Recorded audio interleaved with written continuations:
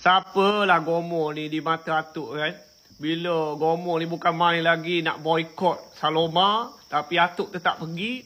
Last kali dia malu, dia keluarkan agenda baru, takluk Saloma. Tapi tengok dulu video ni. Boykot Convention 153 yang akan dibuat di Saloma Bistro pada hari Sabtu. Saya takkan hadir dan saya pun minta dengan tim Malabot kita don't support. Belum ni bukan main lagi lah, dia keluarkan kenyataan dia boykot.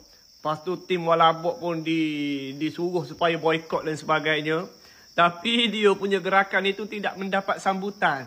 Tak ada siapa pun kisah pasal Papa Gomo ni. Tu aku pelik tu. Kalau ada lagi Walabok yang percaya dekat dia. Sedangkan orang yang berada dalam circle dia pun tak kisah pasal dia. Atuk pun mungkin tak kisah pasal dia. Orang nak cerita pasal benda lain, kau duk sibuk nak boykot itu, nak boykot ini. Lastly apa yang dia buat? Dia pergi sekali, Mat. Tapi iyalah, dia tak nak bagi nampak dia malu. Dia pergi dengan satu agenda, dengan hashtag kononnya takluk Saloma. Apa yang kau takluk ni, Gomo? Cuba kau beritahu apa yang kau takluk. Kau balik daripada perjumpaan itu, apa penaklukan yang kau buat?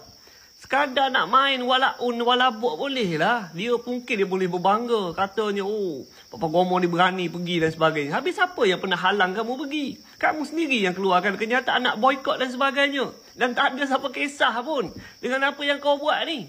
Kan? Oh, takluk. Takluk apa benda? Lainlah kalau kau pergi ke sana, kau beli saham daripada Saloma tu. Separuh tu kau punya. Tu baru betul takluk, Mat.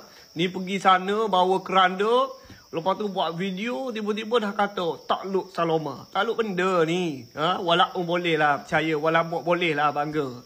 Tapi rakyat Malaysia yang lihat cara kau ni tergelak dan tertawa.